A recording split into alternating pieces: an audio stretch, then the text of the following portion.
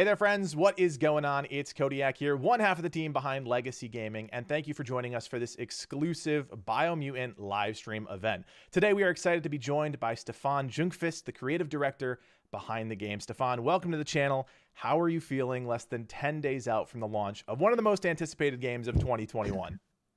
Thank you. Yeah, I feel kind of happy. I mean, it's been a long journey, that's for sure.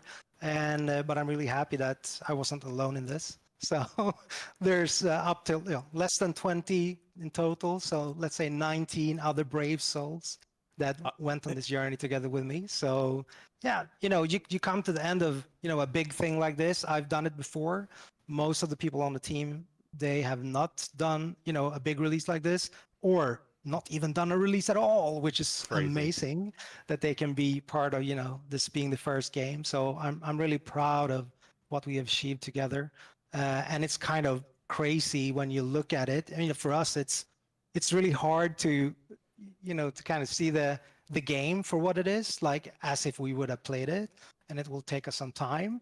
So when you're asking like how I'm feeling, we're constantly trying to make the best gamer experience. So constantly hunting for those bugs, even to the last minute. So, but it's a week left, right? So yeah. I mean, you say it so casually, but seriously, let's drill down on this. I mean, it's one of the most wish-listed games on Steam this year, and I imagine that same excitement is building for the console players, right? I mean, people are rapidly discovering this world that you and your team have built. So, I mean, you seem calm, cool, and collected, but what's actually going on in your head right now? Yeah, I think one of the things that I usually say in the studio, and I think by now, after a couple of years, it's really, a fundamental thing of the studio, because my colleagues, they keep telling me that. So it's like, as long as we have done our best, we cannot physically or mentally do more. So, I mean, we've really, really worked hard on this project. And I feel like we did our best. So this is probably the number one reason I feel calm, because like you can get criticized, and yeah, but physically we cannot do more. We cannot work harder. We cannot pour more into the game, and nobody, can put more pressure on us than ourselves. So I guess like we will do whatever it takes to make sure that, at least we tried. and sometimes, you fail, but I feel this time, I feel that, we really came to the point where I think we feel good. And when you've been through a lot of years, and I think we had 17,000 bugs in this project.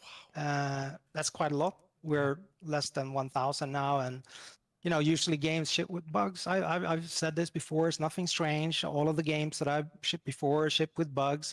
The most important thing is that we did our best to try to squash these critical bugs. Some of the bugs, it's probably only we that will notice them, but they're still there and they're still annoying. We try really hard to do our absolute best. Yeah. So I guess that's, yeah, sorry. No, you talk about the pride of you're not a marketing guy. You are the creative director behind this game, and you're saying we have poured our heart and soul into everything Biomutant. And I believe you when you say it, because oftentimes we get a press statement or something like that. You're here saying we have done our absolute best to put this game together, and that speaks volumes. And we were just talking about this off the stream. I mean, you have been the face of this project for years now. You are so proud of your team, but there must have been challenges along the way. Talk about some of the biggest challenges you guys faced. I mean, we saw the trailer in 2017. I would imagine the project started before that, obviously, but it's been quite a journey. What is that? What do those challenges look like? Oh, yeah. If you look at it just from a life perspective, over the course of 5 years, a lot of things happen, like in the ordinary life. So, okay, let's start for me personally, because we talked briefly about this. Like, I had back surgery last year, right? That's not a trivial thing when you're trying to wrap a game. So I think it started early March, and I had surgery early September. So all the way up to that point, I have herniated disc. That's my third, and I have 2 in the neck from full contact martial arts. I paid a price finally after 20 years. So now we know where the Wung Fu influence comes from. Yeah. There it is. Oh my gosh, the connection. Yeah. I think I said it in one interview. I trained 1 year for a Shaolin monk. So one of the forms actually in that summer video, the first one, where he does a wushu form on those poles, like it's an homage to Karate Kid, but that's actually the first form that I learned in Oh, wushu. okay, very Uh, cool. The well, connections. anyways, yeah. So I had this back surgery in September while trying to wrap the final bits and bobs of the script. That also is another beast in itself. You asked what happened. Like the script grew from around 80K words, which is kind of a novel, to around, I guess, 250,000 words. Wow. So at some point there, I also, even I realized that I had to get help. So that was one of the big things that I asked my old friend Matt Forbeck to lend us a hand. And I mean, without him, would never have happened. Right. And also when I was, in the hospital, he kind of pulled the last weight on wrapping those parts of the script. Yeah. So I guess last year was tough in many aspects, right? Not to even mention that from March of last year, we had to start work from home, right? So Right. like everybody else. And also, again, being a small team, coming out of a situation where you need an IT infrastructure. We don't have an IT guy. So we had like the programmers. I mean, they did a fantastic job just setting that up so we could have a secure work from home scenario. And I'm eternally grateful that, it speaks for the team that we are not so scared of, doing what's required.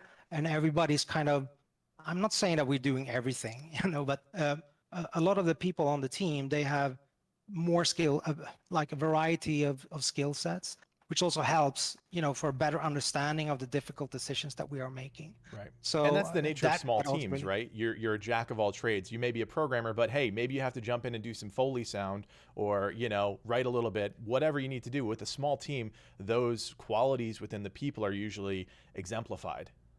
yeah. The challenge with that is, like, if you look at the size of the game that we've made, it's not, in correlation with the team size. So when we're saying like, yeah, a small team, okay, I don't know what's small. I mean, we're less than 20 people. I mean, compared to the size of the game, we're really small team. But compared to, like, if we were making a smaller game, obviously, that small teams usually do, then I kind of agree with you. I think the challenge here was that not only, do we have to handle and juggle a lot of things, but we also decided in the studio that we wouldn't have leads, producers, directors. Okay, I kind of set the direction, but we don't have, like, the big studio structure. And I think that's key, because then I went out and I found these brilliant people that are also autonomous and can take, educated decisions, and they're not afraid to change things. Even to the extent that we are changing things when we shouldn't change things. But I think it's quite evident in the game that, a lot of the decisions that we made, they turned out really well in the game, and we didn't get any interference from THQ either on that part. I mean, they completely put faith and trust in us Yeah. and supported us when we're trying to execute on this wild, crazy, ambitious idea. So I guess that was also a challenge, like finding the right partner.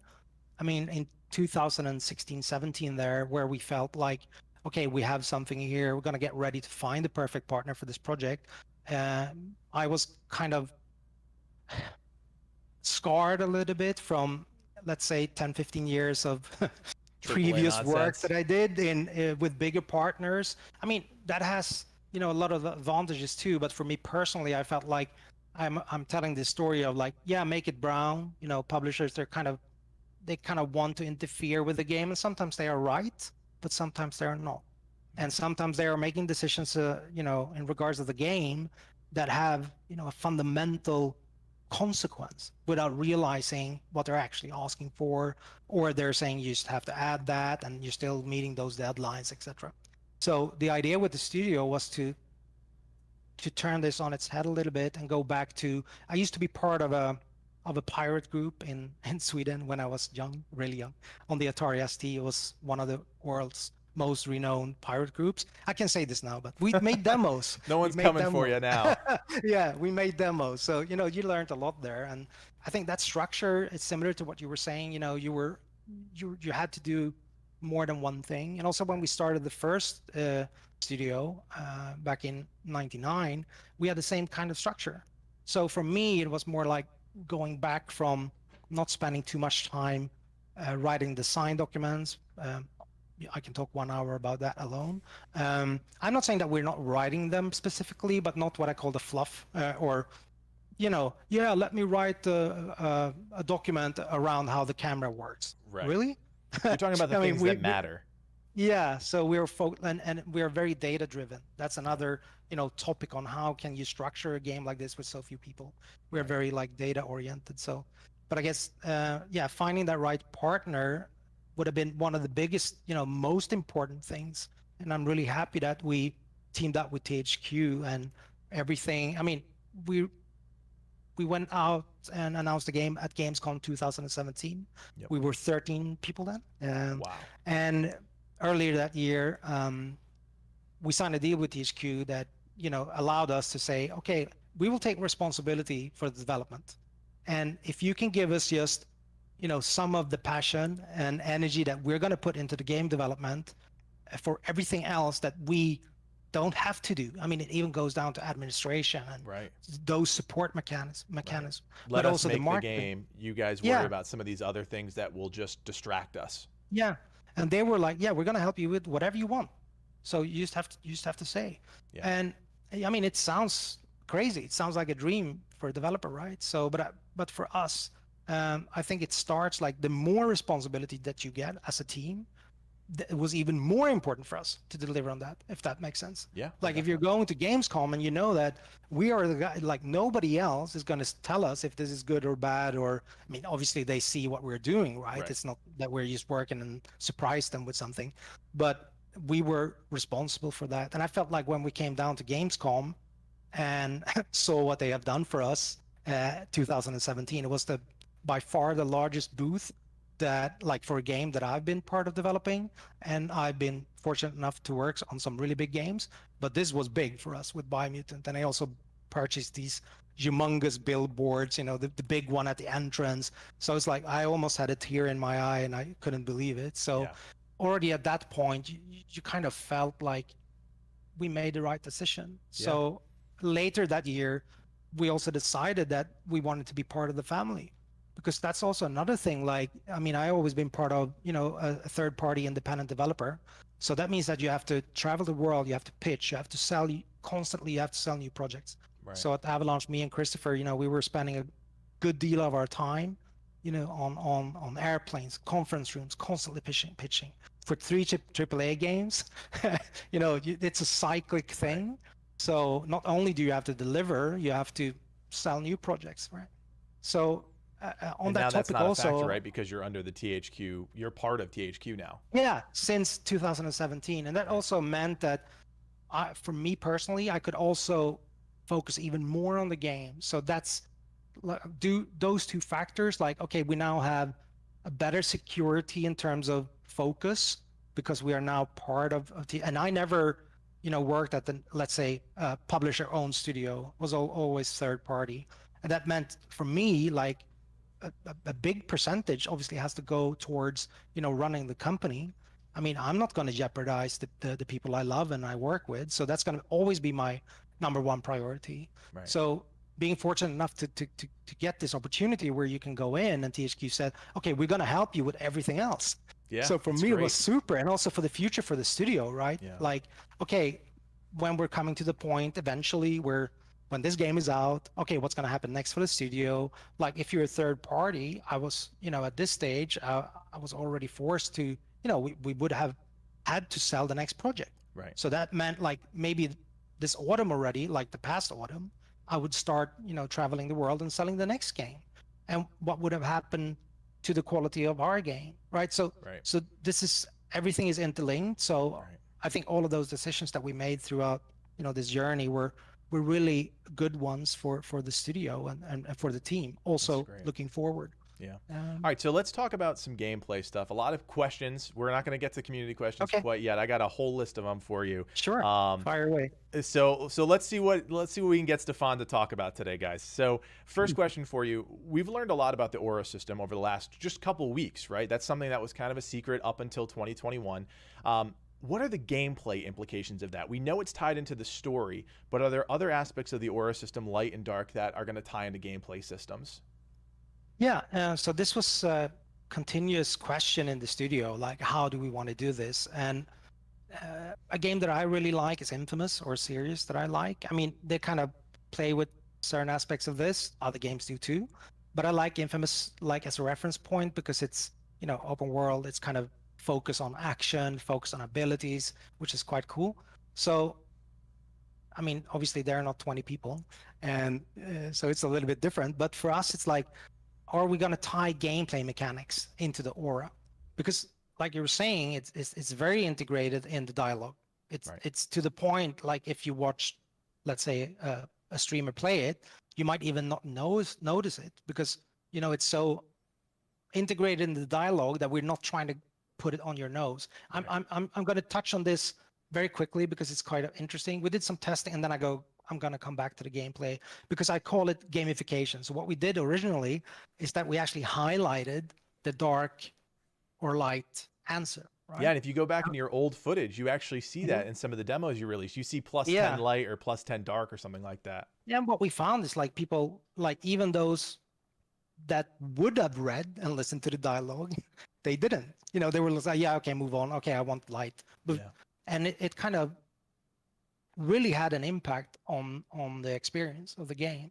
So once we removed that, it became kind of a more immersive, neater integration, and also it became a little bit, I guess, in a way. I mean, sometimes I really write you on the nose anyway, so, or Matt does, but so you can probably guess what the answer would be like in terms of dark or light.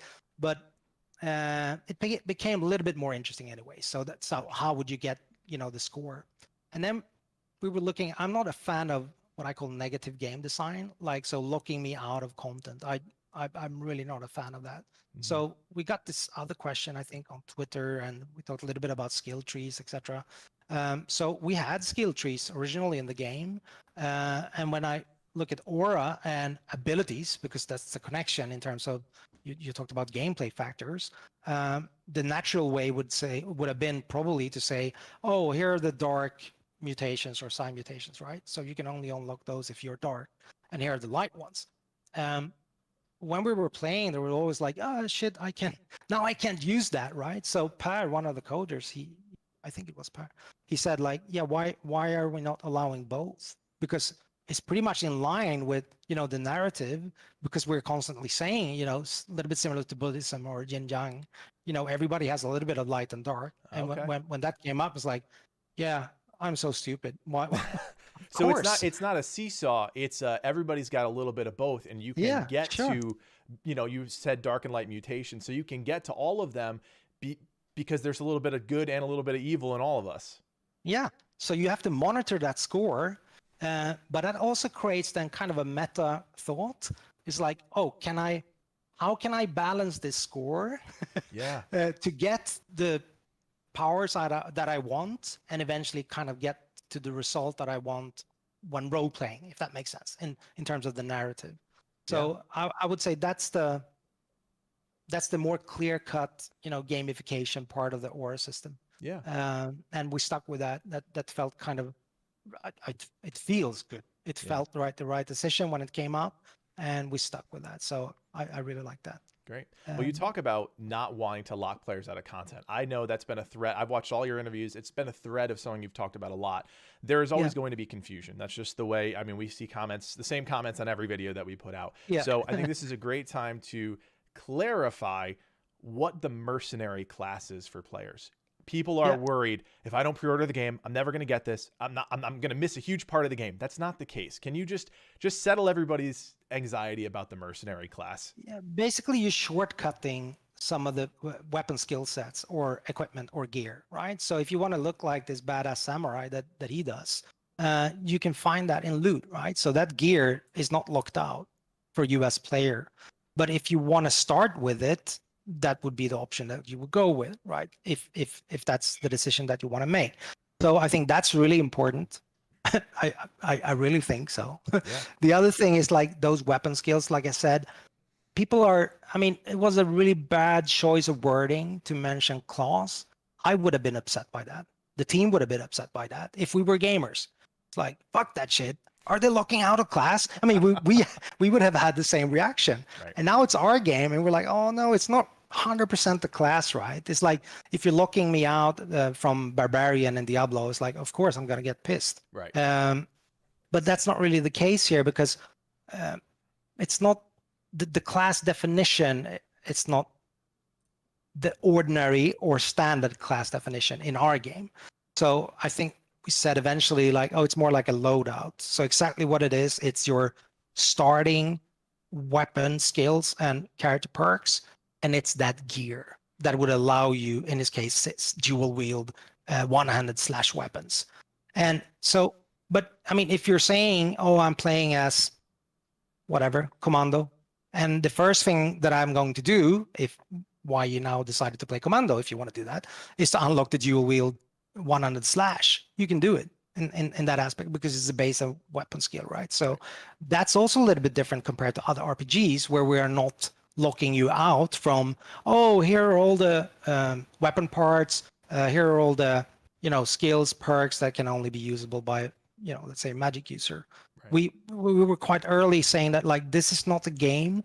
It's more like what's the starting style, because we're coming to a very important, I think, point here.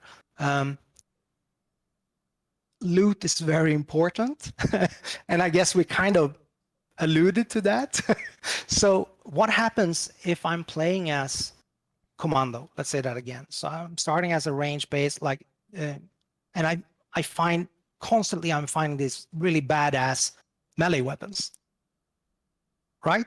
I mean, so as a designer, designers, we have two choices. Either we design the loot drop system to take the class into consideration. Obviously, that would have been one thing. And then you're looking at another scenario then, because then now you're cutting out people from content. Right. Because, if okay, I'm going to... only, and it's this ultimate weapon, you as a player, you feel deflated. But you decided, you know what, screw that. We're not going to do that. We're going to make sure that anybody that sees any weapon, which is the crafting system, all of the craziness within the weapons is one of the highlights of the game. Hands down, you didn't want to limit that or gate that. And so every player can pretty much do anything they want. Obviously, there's some work. There are some attribute checkpoints, like you need to have X amount of intelligence or something like that to do it, but you're not locked out by your class. That was a very conscious decision. Yes. Yeah. Because it became very evident quite quickly because the game is quite big and, we have a lot of loot. So the chance that you would get like exactly what you were looking for, unless we did what I just said, that we would have a loot system that would be taking your class into consideration, but then you can divide all the loot then, I mean, I'm painting it black and white, divided by 5 or 6 classes. Like then we would again have this scenario where I exclude maybe 5, a fifth. You would primarily have a fifth of the loot in the game. Right. Of obviously there would be generic drops, but I think you see my point. Right. So it was quite clear also, like, okay, like this time I'm finding a lot of these cool weapon parts. Can we convince you? Oh, you're good. You're still there. Sorry, it was just my desktops. Okay. So can we convince you? Sorry about that. Can we convince you to try this weapon out? Yeah. And I think another thing that people might not have picked up on is like sometimes you will find these composite weapons, and the reason for us doing that is we're gonna try again to get you to try something different, right? So you find these like predefined weapon lockers. And we'll see. I mean, that worked out really well because then people are, quote unquote, forced to try that weapon. But what you can do as a player, you can disassemble it. And we didn't see that people picked up on that. So you can actually take those today, parts. In the trailer you put out today, you showed off some really impressive looking weapons. And then you showed off modifying even some of the weapons that were at that ultimate tier. Again, you guys made the conscious decision. We never want to lock people out. We want to give them the freedom to play this game the way they want to play it. And that goes down to the loot, the characters, the classes, the loadouts. I mean, everything for the most part. Yeah. So I think the final thing that I have to say on the mercenary then is like all of the other loadouts or classes, whatever, the Deadeye, Commando, they have a specific, not skill tree, because we decided consciously not to do it. So you can choose which order. Again, I'm saying like, I'm not going to ask you to do, first this, then you have to do this, then you have to it's negative design for me. Yeah. No. So, okay, if you want to do this one first, okay, fine. Do that one first. It's your game. You paid for it. So the specific combination of those perks are like any other loadout, specific for the class. So, Gotcha. So that would be the negative thing then. Right. Which is not that negative at all. It's just it's a fraction of the limitation that you would see in another RPG. Yeah. All right, so we talked about loot quite a bit in that previous question. Livid and I, my partner on the channel here, we have a little bet, a little wager going on. I need you to settle it for us. Is loot randomized in the world? Yes. Loot is randomized. Okay. Yes. Are there specific items that are in specific places that people are going to have to hunt down? Yes. See, and I follow your Twitter. You are the king of the one word yes or no answers. So that was super easy. I'm really happy about that. Yeah. So we've seen it a lot in the chat about randomized loot. Yeah. I mean, this is also why did it take, like I said, we are a small team. At one point we took help of, old friends of mine in China, MineLoader, because we were saying like, we really want to put a lot of items and loot in the game.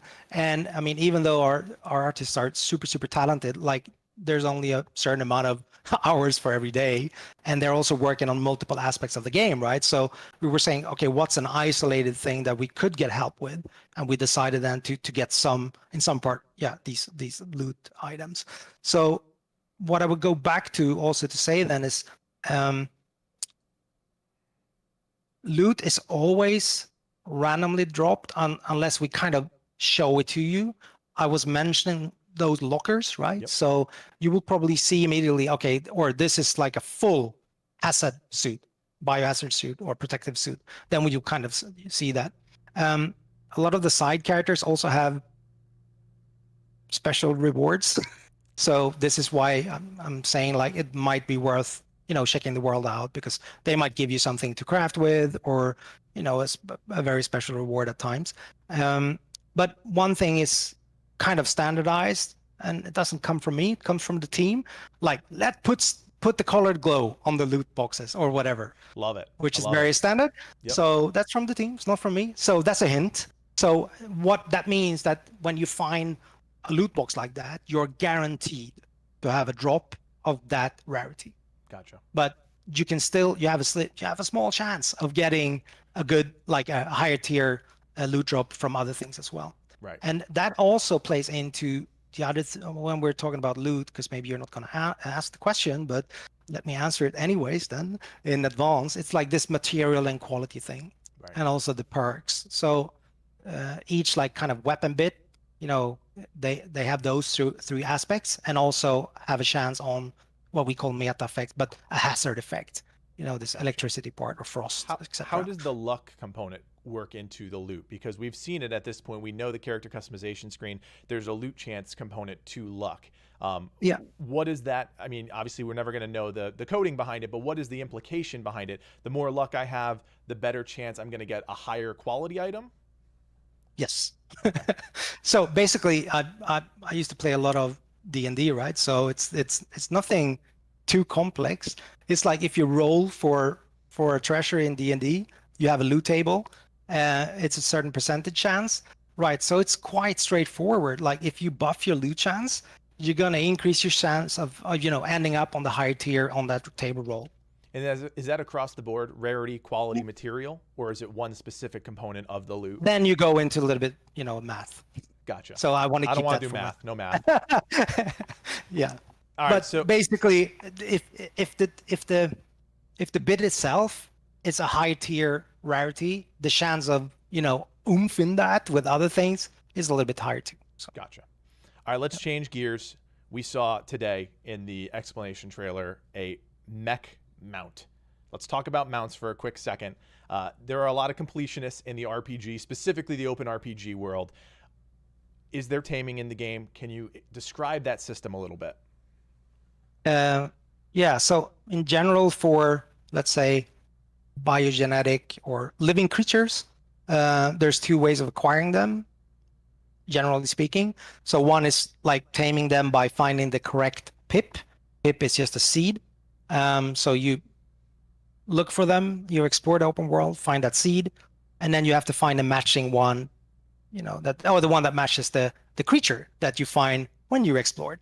And the other aspect of that is that there are traders in the world. So for example, in outposts, That's part of the tribe war.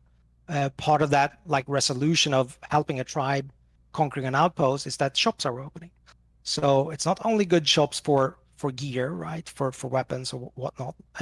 They also, in some instances, have mount traders, and you will find mounts there that the trader is selling to you. So you buy you buy a certificate, and then you can use that to tame the mount. So you've got three different ways, is what I'm hearing. You've got the mounts out in the open world. You use pips, match the pips to the mounts out in the world. You've got mounts that you can purchase from outposts and towns. And then you've got, and I know you've talked about this before, the story-specific mounts, things that you are going to, like the mech, right? The mech you're going to need to complete the story. That's part of. So there's three different kind of facets of the mount system that you guys have implemented. Yeah, a sub-facet of the story one would again be the side characters, because they might or might not reward you with what you would call a mount, I guess. So throw out a name for me. We don't have to dive into it. Just say, maybe players want to keep a lookout for what NPC. Give me a name. Yeah, for example, I always come back to this character because I love him. There's a character called Sol. Unfortunately, he's like to the furthest, the farthest corner of the map that you could get, I guess. And you have to get something else in order to actually go there. But Sol is the character that climbs out of the suitcase. I mean, we show that in several videos. It's a homage to a crazy Swedish television show when, in the 70s when I was a kid. It was not so crazy. It was, it's called Boktipset. So they give kind of advice on these are the books to read.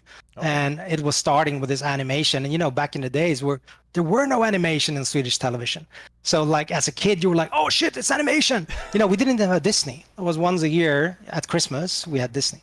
So this is an homage because that character in that animation, he was climbing out of the suitcase and unpacking these books and flew away on a flying carpet. Gotcha. So this leads to, okay, why the flying suitcase? So I spoiled this already in video, so I guess I can say that. So keep an eye out for everybody watching. Keep an eye out for Sol somewhere in the furthest reaches of the game. That we'll leave it there because that's a decent tease. I like that. Yeah. All right. I'm just changing gears with you. I'm just seeing how flexible you are today, honestly. So we saw PewDiePie play the game the other day, start to experience a long 4-hour stretch of gameplay. So I think a lot of people had a lot of questions answered. One of the things that I just kind of want to hear and talk about is the Super Wung-Fu system. How specifically does that work? Like, we've seen a lot of the trailer footage. People activate the Super Wushu, Super Wung-Fu. How do players that are going to be picking up the game for the first time activate their Super Wung-Fu, which is a series of special abilities? Yes. So we kind of teach you that. He didn't see that. So I guess it's on us. We should have done a better job. But it's not so difficult. Like, we're trying to have it as an intensifying factor for you to utilize the combos in the game. And now I'm saying combos, so the team will laugh because I've said for years, let's not call it combos.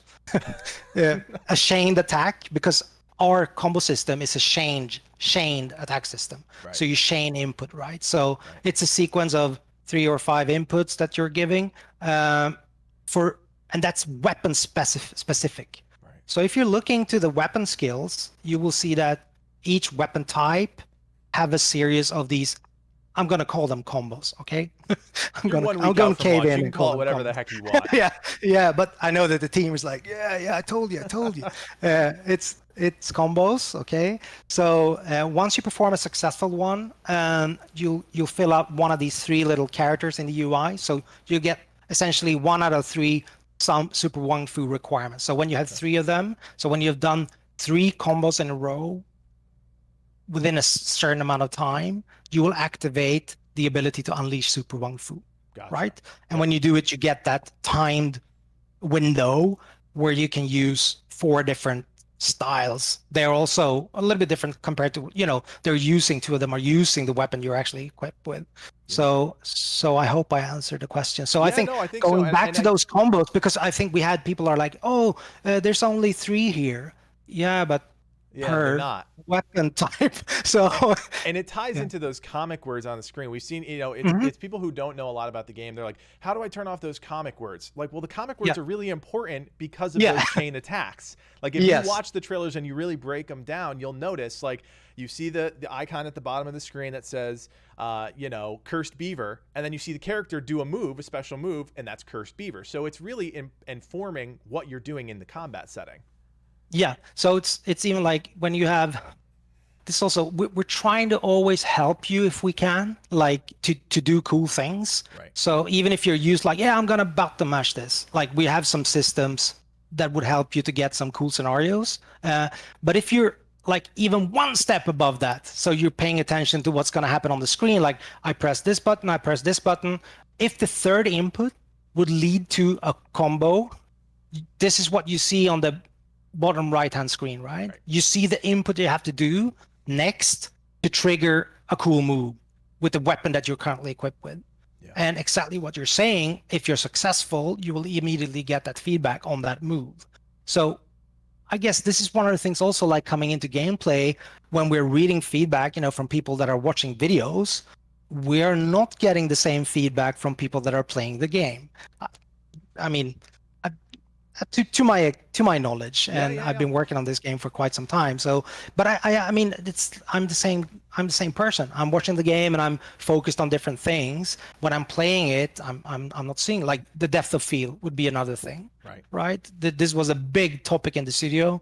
Like, are we going to do this or not? But when we're framing the combat to highlight what's most important. Right. And this is like, you're in an open world. Like, these scenarios can happen at really intricate, complex, geometry-wise places or environments.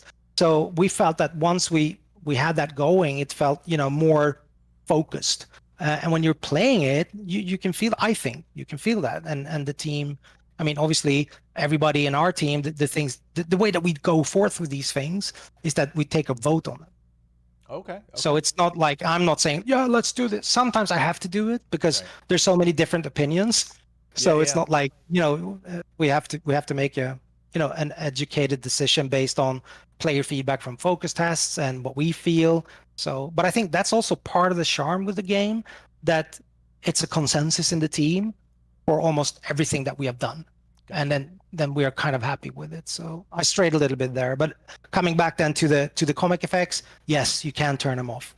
So again, we had Per, one of the coders, made a fantastic job in like, here are all the settings, I mean, even I don't know what I can turn off or turn on anymore because he kept on adding things, and just to make sure that I'm going back to the core principle, and this is one of the things that is an example like of directing where we're going, is like, let the player, if the player can have control over something, let them have it. Give it to them.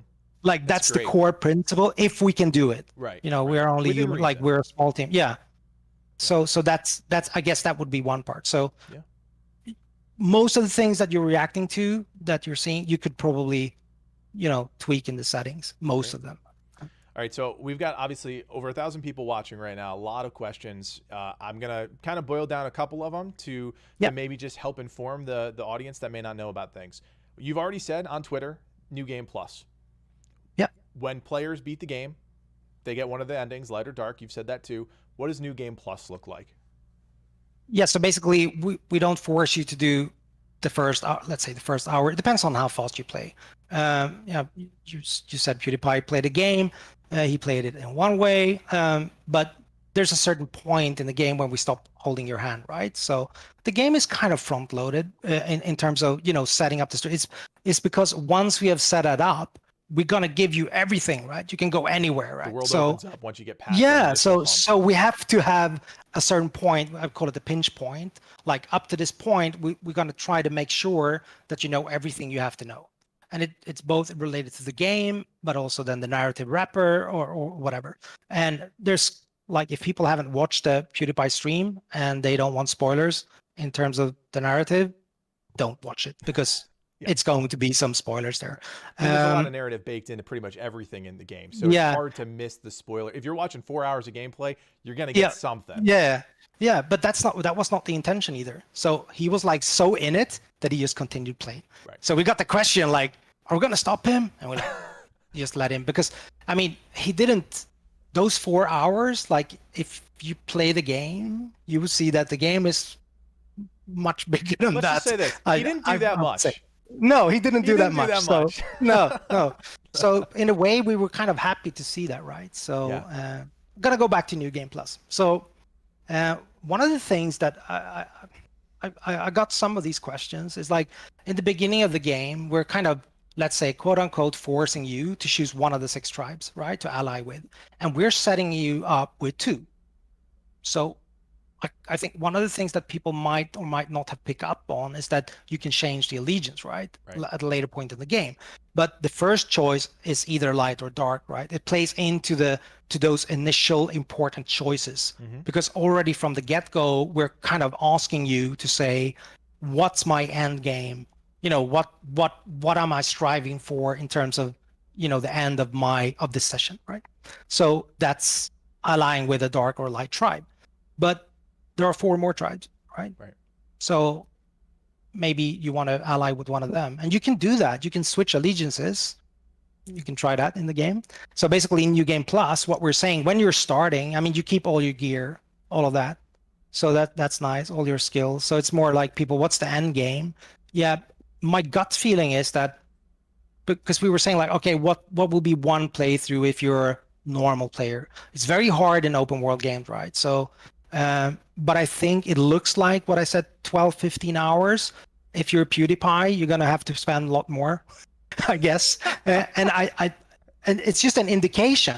What I think, when I say, I think 12, 15 hours, based on what he did, then it's very conservative. If you play like, and he was trying, you know, he was sidetracked by these, because we have a lot of side things going on, and we're constantly trying to hook you into those. And you saw that when he was playing. And I hope you're okay with me saying this. Like Stefan and I have joked around. Like, I've played this game quite a bit already.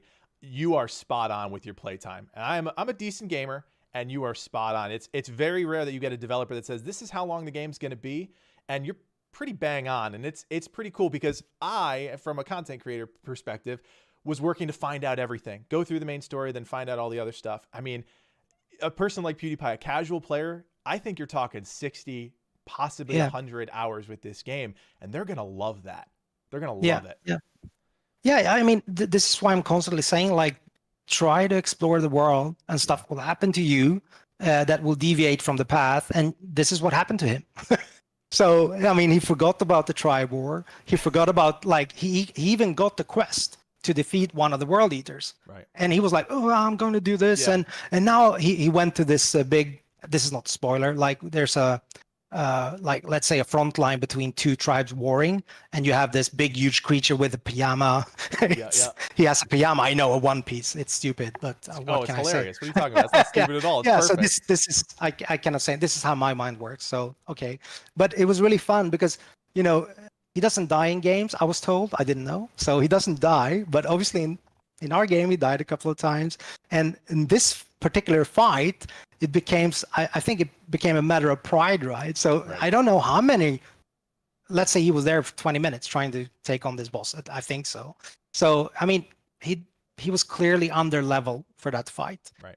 Clearly. And this is what I mean with the game. Like, if you're exploring the game, you're going to find those scenarios. We have some indicators for you at the health bars. Like, if you see a skull next to the health bar, you're probably under level. So that's just one tip. But if you want to give it a go, do it. So, thinking of that, like, there was also one question I got in terms of the real-time footage we released on the different platforms. They're like, yeah, these enemies, they're like bullet spongy, and what's going on? Character is underleveled. Also, we put the game on easy mode because we wanted to show, and they were like, yeah, then they should be even more easy. No, the easy mode makes them hit less hard. Right. So in the normal game, they would have killed you. They would have killed you outright. And probably doing that 4 or 5 times, you would realize, oh, maybe I shouldn't be here.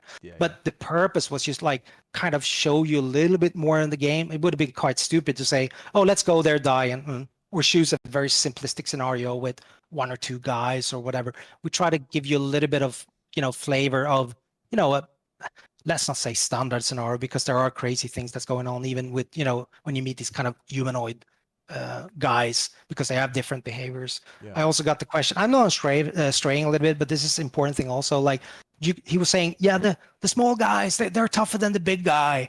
Yeah, Yep, keep an eye out on, keep an eye out for those level indicators next to the health bar. Yeah. And also a crazy thing with this game that not many other games have, I can't even think about one, is that sometimes we give these characters random gear, and the gear have stats. Right. So it might be, but we set that like, okay, equip this character with a piece of torso gear from the common rarity, and that means that character will have that. Yeah, and that's pretty cool. Whatever stats that comes with that. Almost like a randomized enemy pool pulling from randomized items. So it gives that flavor of, you're never fighting the same enemy twice. I mean, maybe you will, but you're still going to see a lot of variety in the archetype and how the character looks and possibly their performance. Yeah. And that's why this level scaling question also came up. Like I said, yeah, we have a level scaling system. Yep. Yes, we have that. And we put some thought into it. It's not as simplistic saying, yeah, he's 5 levels over and I try to calculate. No, we just buff his stats. And because just one factor is like the weapon that you crafted, right? Because I guess in many RPGs, might be what's the relation between attributes and stats from items, right? We decided to lean towards the gear because it's such a big thing in our game, like the crafting, the what you equip. We banked on that, right? So we wanted to make sure that would be more impactful than just specking your attribute, if that makes sense. So you're talking about a scaling system within the game. There's also another difficulty system within the game, right? There's just a very simple easy, medium, hard mode. Yeah. So those two systems work together? Yes. Okay. So if I'm a casual player, I'm still, and I want to play on easy, the enemies are still going to scale with me. There's still going to be a constant challenge. You're never going to feel like you're over the hump and you're just killing everything. Yeah. Because, I mean, that's good that you say that, because like we are now looking even at scenario, like some weapons that you can put together, they'll get crazy. Yeah, I promise you. Yeah, crazy good. So this is one of the reasons why we have to have some more factors weighed in when we're doing this level scaling, etc.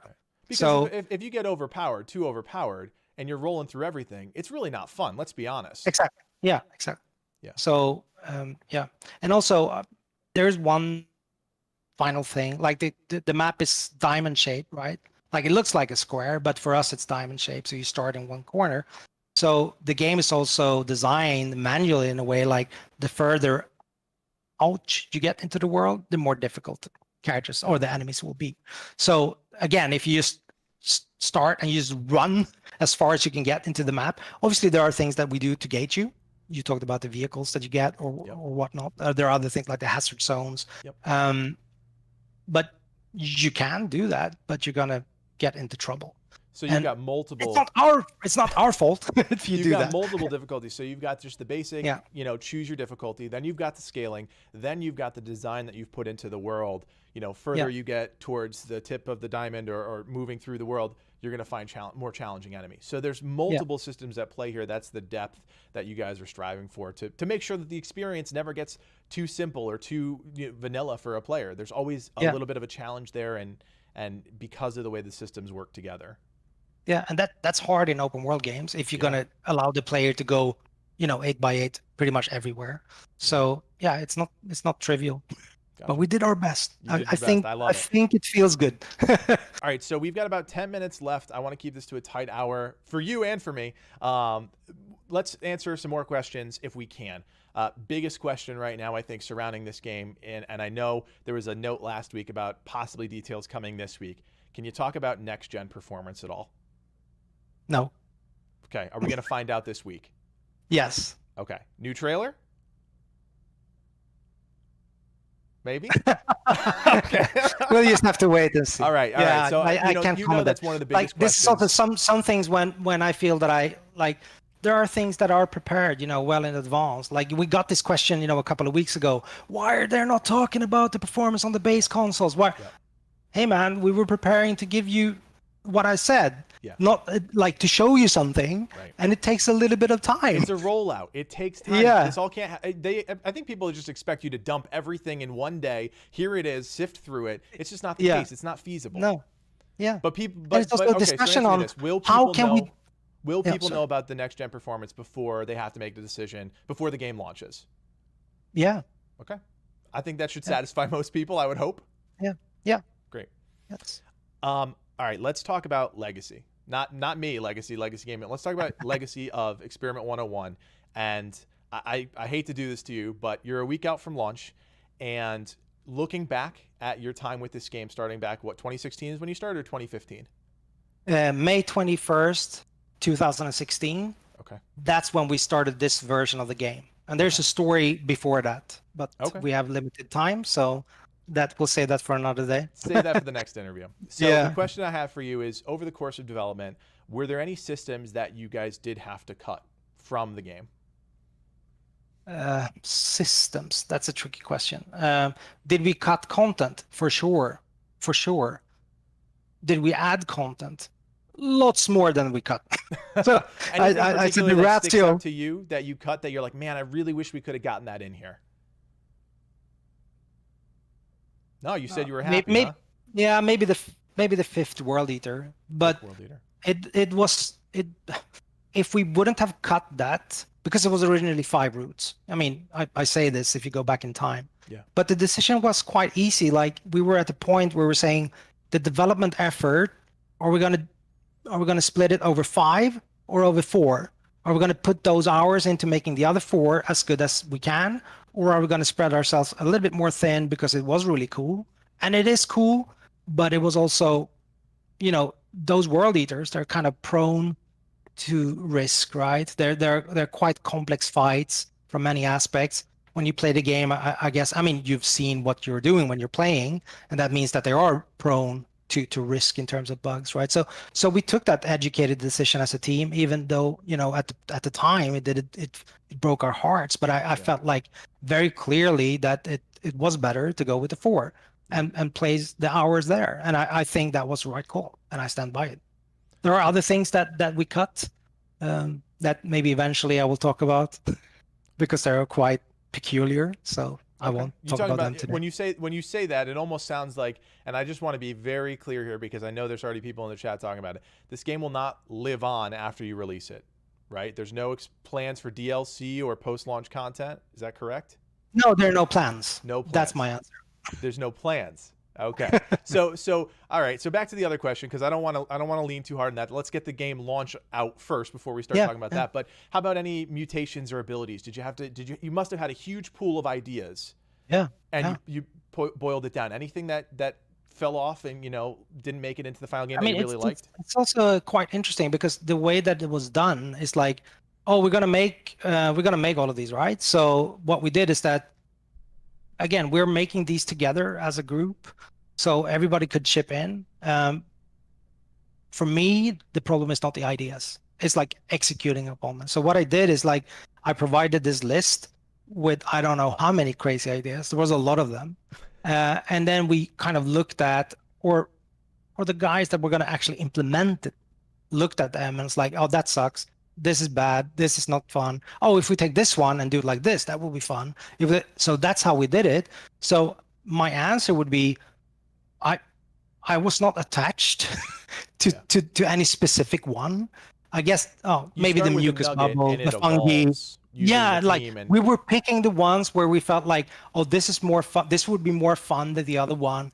But like from a design perspective, I would be really stupid to think that I have all the answers, right?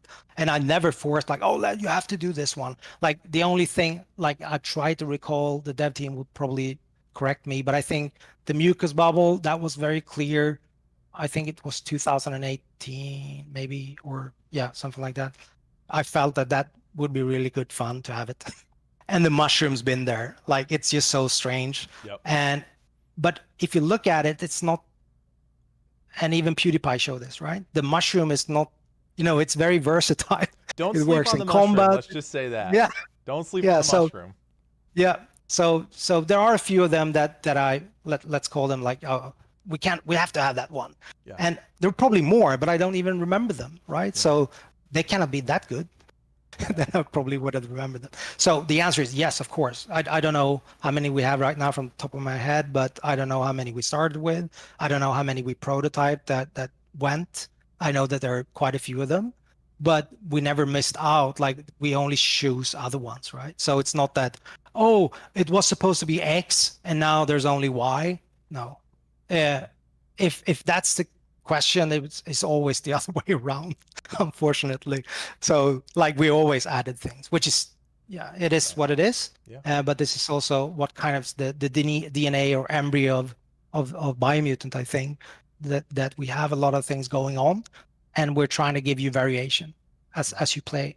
And people picked up on the PewDiePie stream. I think saw several comments like, "What? 4 hours? What happened?" And that was a good testament, I think, for us as a team. Like, yeah, because we were watching it, right? Right. And we're like, what? 4 hours? What's going on? You know, and we it's not that we haven't seen these things, Right. but Right. I mean, the game is kind of creative in that way. We have like, even last week, one of the devs, Eric, on the team, found out a thing when playing that we didn't know that you could do. It's crazy. It's like, how can that be 2 weeks before release? And it's not the bad thing. It's a creative thing that you can do as a player. And when you figure it out, it's but it's just so crazy. One, that it actually worked without problems, and two, that we never tried it. Right. So All right, so I've got 2 questions for you. One is a simple one. It's one of your classic, I assume, yes or no answers. And then a kind of final wrap-up question. So one of the questions, after watching PewDiePie's stream and just basically looking at the game from a 30,000-foot view, is something that we like to do here on the channel.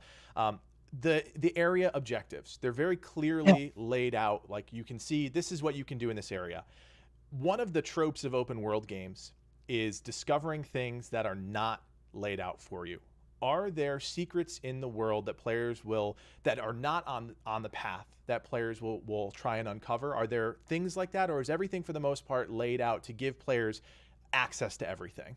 no, I mean, most of the the side characters, take them for once, they're not there. Yeah. So I think that system, the area objectives, they came about because like there's even I think it was in Just Cause 2 where we had, when we released it, you could actually not complete the game because there was like, you couldn't get 100%. Right. Because in that game, we calculated, I think, loot drops and whatnot. I mean, it's a long time ago since we worked on it, so if I'm wrong, I apologize. But this is how I remember it. It's like you couldn't complete it. So one gamer came in and like, yeah, I can get 99.8 or whatever. And there was one chest or crate that he couldn't find. So because in that game, those went towards the game completion percentage. And I had that in the back of my mind. But also when people were playing, like the game is so open that there might be, for example, I was saying like loot is very important, right? So if you pass a place where there was good loot, but you didn't even think about that it actually could be there, or yeah, there are several things that could be important, right? In terms of gameplay aspects. We just wanted to highlight, like in this area, there are a couple of things that you might consider, right? And that's how the area objective came about. We're not calculating that towards game percentage. Like it's only the quests that are calculated towards game percentage completion. So now you got another piece of fact. And the other thing is that we consciously try to hide things for you to discover them. But there are other clues in the world. For example, if you hear PewDiePie on the stream, he heard an annoying ice cream truck sound, and he thought it was in the real world. Yeah. He's like, ugh, took off the headphones, and it's like, and that's actually one of the side characters in the game. Yeah. They have this megaphone on where they live. So you're and leading breadcrumbs to players to maybe so there's some guidance with the area objectives and finding things, but there's also some breadcrumbs to get players to maybe discover something that they wouldn't normally run across. Yeah, so look for yellow. That's one lead. I mean, I'm not spoiling anything. The other thing is, like I've said it before, if you talk to NPCs, we have a system where they can actually, as part of the dialogue, they will pick up an interesting spot nearby where they are. And this is not hard coded or anything. Like, it's that character at that time, even if it's randomly just spawning in the world where you are, he will kind of look, or she will kind of look in the vicinity and say, "Oh, here's an entrance to a underground bunker or whatever." Here's And then something you may not have done yet. yeah, Go so check it so out. if you're free roaming, that might be one way to find other things. Yeah. So that was a long answer to the question. Yes, we don't highlight everything in the area objectives. Perfect. I love it. Yep. It's all the details behind the question that when you're giving an answer that people are going to pick up on. So it's perfect.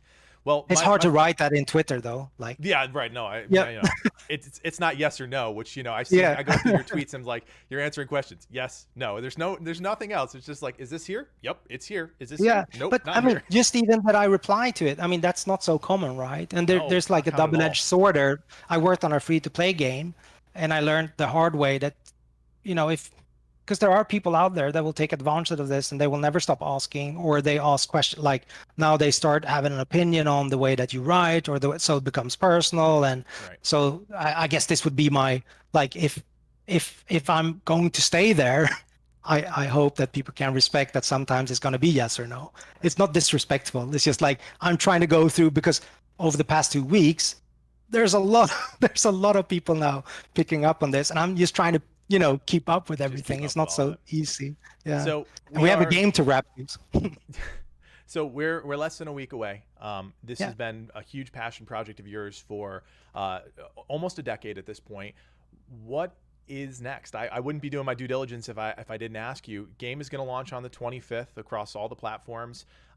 What are the weeks and months ahead look like for you and your team? I assume some time off, some time to rest and reflect, but after that, what happens?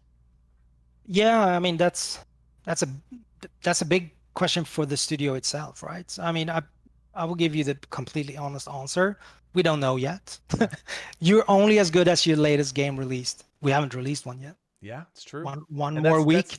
That's advice we've heard from a number of different devs that we've interviewed over the years, is that your last game is the only thing people remember. Yeah, so let's stick to that. Let's see this game. Like, we have 1 week left of this journey that we have undertaken, and let's see next week. Hopefully people will like what we have done.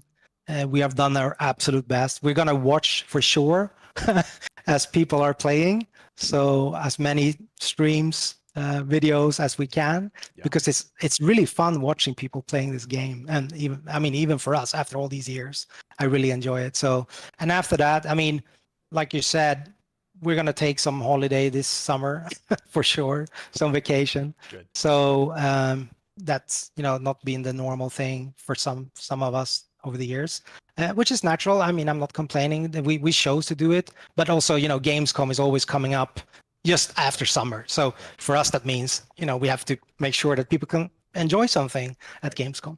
So yeah, and I'll have to get back on that one when I know the answer. Well, we'll just and also there's something that we have to agree. When you're getting ready to announce your next game or whatever. Yeah, but it's also important for us as a team. I mean, it's not only me. Like, we have to agree. Like, if you're going to invest a little bit of yourself, I mean, you have to be aligned on, like, okay, this is what we believe in.